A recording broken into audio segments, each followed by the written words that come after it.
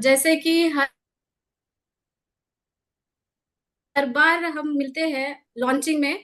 तो इस बार भी मैं उतनी एक्साइटेड हूँ क्योंकि मैं आयुर्वेदा डॉक्टर हूँ और हमारे ये सारे प्रोडक्ट्स आयुर्वेदा रिलेटेड है। तो अभी आपको इंट्रोडक्शन तो मिल गया कि कौन कौन से हमारे 4 प्रोडक्ट्स आ रहे हैं, तो आप कैसे इस्तेमाल कर सकते हैं वो मैं अभी आपको बताऊंगी। तो सबसे पहले हम स्टार्ट करेंगे सितोपैन से। सितोपैन ये कफ सिरप है, और सिर्फ कफ सिरप नहीं, कफ सिरप के साथ ये और क्या क्या बेनिफिट्स देता है ये हम आज जानेंगे। स्पेशली इसमें जो कंटेंट्स है वो हमारे रेस्पिरेटरी सिस्टम के ऊपर, हमारे लंग्स के ऊपर ज्यादा बेनिफिट देते हैं, लेकिन साथ ही में हमारे डाइजेशन के ऊपर भी बहुत काम करते हैं अच्छे से।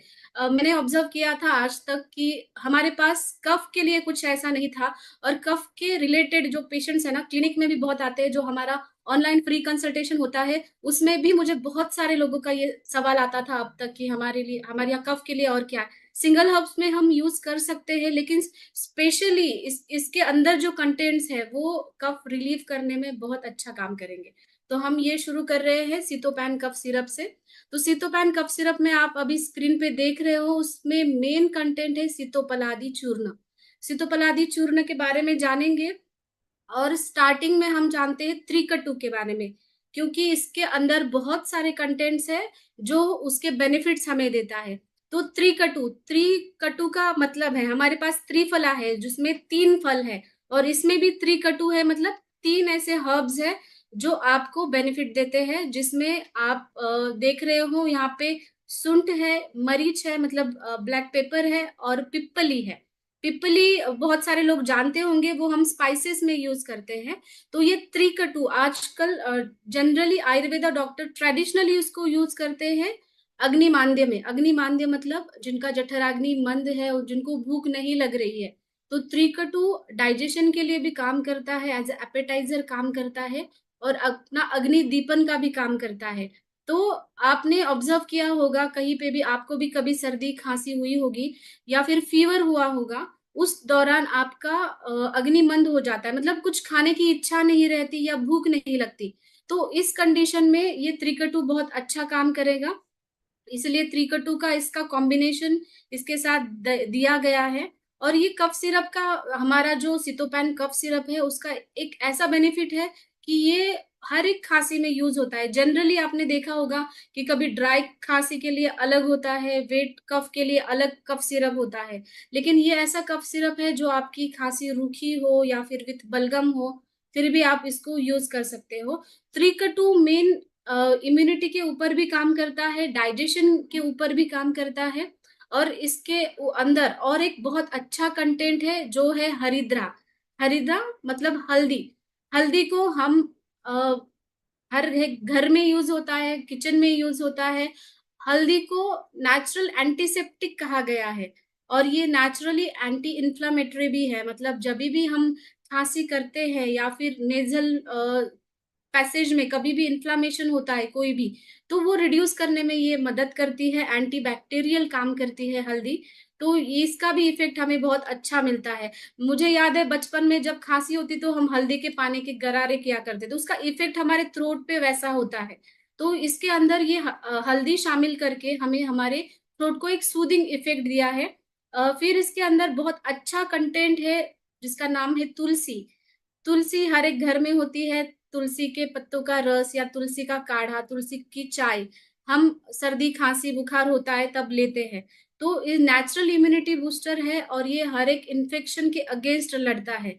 इसीलिए तुलसी बहुत अच्छा काम करेगा आपके लंग्स को बल देने में और आपकी रेस्पिरेटरी सिस्टम को स्ट्रेंथनिंग देने में। तो तुलसी इसके अंदर एक मेन कंटेंट है। उसके बाद हनी। हनी के बारे में आपने सुना है, हमारा डीएक्सन का हनी है, तुलसी हनी है, मल्टीफ्लोरा हनी है। हनी के बहुत सारे गुणधर्म अच्छे हैं, लेकिन मेन उसका गुणधर्म बताया गया है कि ये कफ नाशक है। मतलब बढ़े हुए कफ को हनी नॉर्मलाइज करता है, लेवल कर देता है, क्योंकि उसका रूखापन जो होता है हनी का, इसकी वजह से। और इसके अंदर हनी है इसीलिए इसका टेस्ट भी बहुत अच्छा एनहांस होता है, जो जनरली बच्चे भी बहुत अच्छे से लेते हैं। मतलब ये प्रोडक्ट्स अगर आपके पास आते हैं तो ये पहले टेस्टेड होते हैं, हमने ये दिए होते हैं, हमने खुद यूज़ किए होते हैं, उसके बाद उसका स्टडी और रिसर्च करने के बाद ही ये प्रोडक्ट्स आपके पास आते हैं। तो इसका टेस्ट भी बहुत ही अच्छा है, जो जनरली बच्चे सिरप्स वगैरह लेने में इच्छुक नहीं रहते, इंटरेस्टेड नहीं रहते, उनको वो ईज़िली ले सकते हैं। ये बहुत ही टेस्ट इसका अमेज़िंग है हनी के लिए, हनी की वज़ह से, और हनी में जो एंटीबैक्टीरियल प्रॉपर्टीज़ है, वो भी हमें इससे मिलती है।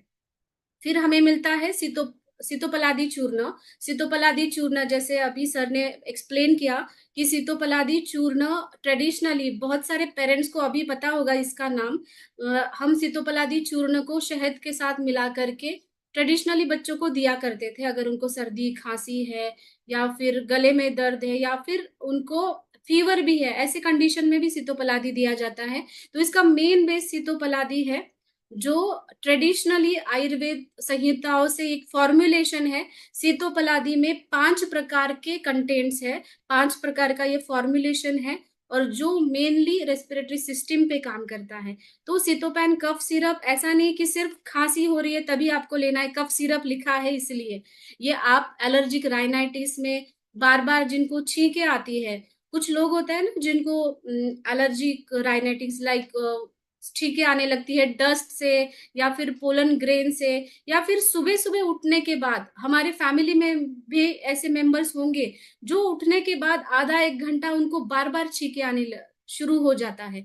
तो ऐसे कुछ लोग होते हैं जिनकी इम्यूनिटी बहुत कम होती है, डस्ट पार्टिकल चला गया नाक में, पोलन्स चले गए, या फिर आजकल इतना पॉल्यूशन हम देख रहे हैं, तो इतने पार्टिकल्स नाक में जाने की वजह से छींकें आती है। सुबह-सुबह भी बहुत लोगों को छींकें आना शुरू होता है, तो वो लोगों को धीरे-धीरे उसका परिणाम साइनोसाइटिस की तरफ जाता है। जैसे कि साइनसेस दर्द करते हैं, जहाँ पे नेज़ल पैरानेज़ल साइनसेस जो है, या फिर सर दर्द करना, ऐसे सिम्पटम्स दिखते हैं, और धीरे-धीरे वो बढ़ के फ़ीवर या फिर बाद में अस्थमैटिक कंडीशन भी आ जाती है। क्योंकि कोई भी कंडीशन शुरू होती है हमारे नेज़ल ट्रैक्ट से, तो नेज़ल ट्रैक्ट हमारा अच्छा रहे, ये बहुत इम्पोर्टेंट है। तो सितोपलादी मेन उसमें काम करता है कि अगर आप गले में दर्द भी है या फिर सोर थ्रोट है, आवाज़ आपकी अच्छे से नहीं आ रही है, उसमें भी काम करेगा। और फ़ीवर जैसी कंडीशन में भी, ये बच्चों में भी और बड़ों में भी, दोनों में हम ये यूज़ कर सकते हैं। सितोपेन कफ सिरप एक ऐसा फ़ॉर्मूलेशन है, जो बच्चों से लेकर बड़ों तक सभी लोग यूज़ कर सकते हैं, विदाउट एनी साइड इफ़ेक्ट। और एक बहुत अच्छा कंटेंट है इसके अंदर, वो है पुदीना। पुदीना हमें पता है कि ये हमारे थ्रोट को एक कूलिंग इफ़ेक्ट देता है। कभी-कभी इरिटेशन होता है, थ्रोट में इरिटेशन होता है बार-बार, जो लोग सर्दी-खाँसी जिनको बार-बार होती है, या फिर लंग डिसीज़ होता है, या फिर अस्थमैटिक पेशेंट्स को भी ऐसा होता है, तो उनको बहुत कूलिंग इफ़ेक्ट ये देगा। थ्रोट डिस्कम्फर्ट जो होता है, गले की खराश जो है, वो कम करने में भी काम करेगा।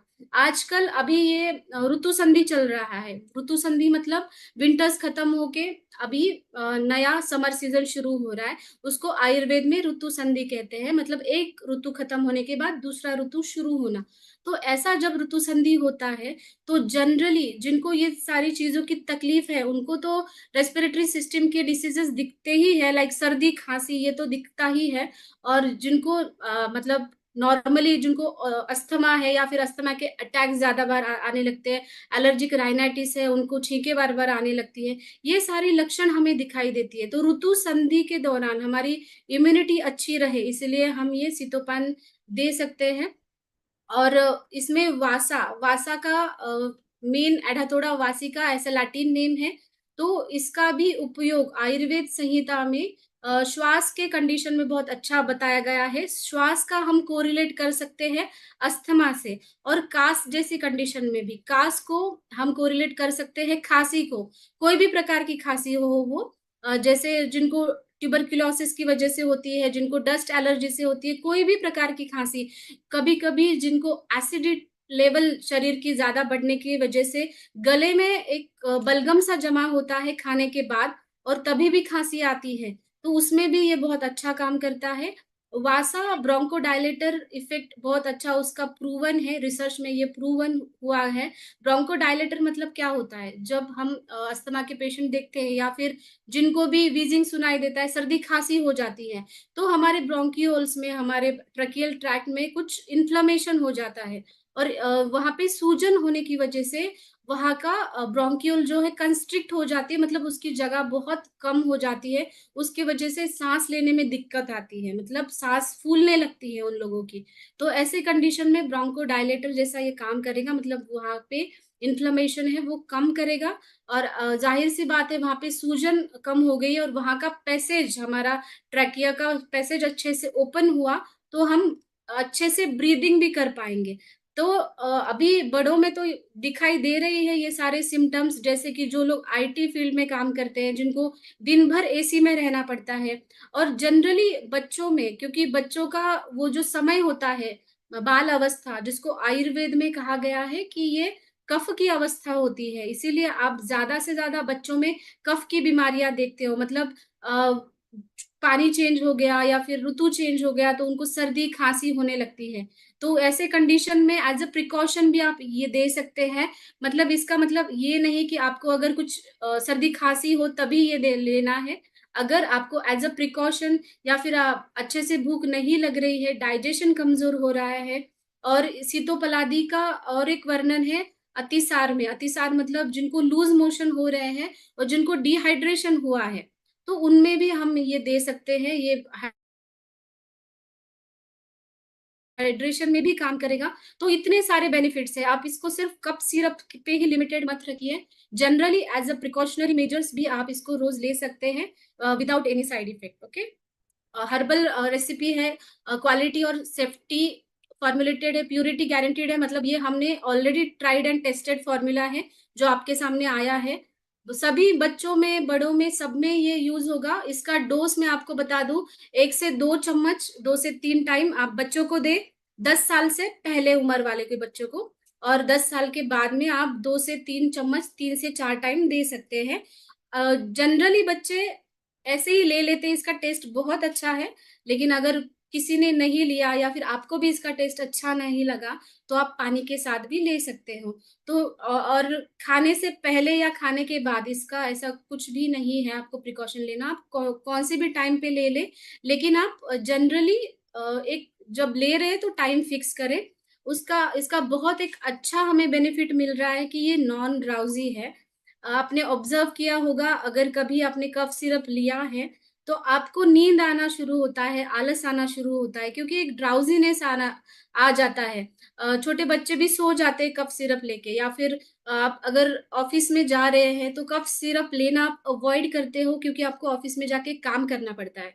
तो हमारा ये सिटोपैन कफ सिरप है, नॉन ड्राउज़ी है, इसको लेने से आपको ड्राउज़ीनेस नहीं होगा, नींद नहीं आएगी, मतलब उतने ही अलर्ट और एक्टिव आप थ्रू आउट द डे रहोगे, ये कफ सिरप लेने से। तो ये एक बहुत अच्छा बेनिफिट है, जो आप दिन में 3-4 टाइम इसको ले सकते हो। कभी-कभी लोग अवॉइड करते हैं इसके वजह से, तो ये बहुत इम्पोर्टेंट पॉइंट है। आप ये क्लियर कर दीजिए और आप नोट डाउन भी करिए। और एक बहुत कन्वीनिएंट है, लिक्विड फॉर्म में है, तो आप ये ले सकते हो और रिकवरी बहुत अच्छी है। जनरली जिनको कुछ क्रॉनिक तकलीफ नहीं है, उनको रिलीफ बहुत अच्छा मिला है हमें। अगर क्रॉनिसिटी है तो थोड़ा टाइम लगता है, लेकिन आप ये लॉन्ग टर्म तक यूज़ कर सकते हैं, ओके? इसका आप एमआरपी देख सकते हो 150 और डीपी प्राइस 120, आपको बहुत ही अफोर्डेबल प्राइस में ये मिल रहा है। 100 एमएल का ये सिरप का बॉटल है। आप ये नोट करिए या फिर आपके पास ये शेयर भी किया जाएगा एमआरपी, डीपी प्राइस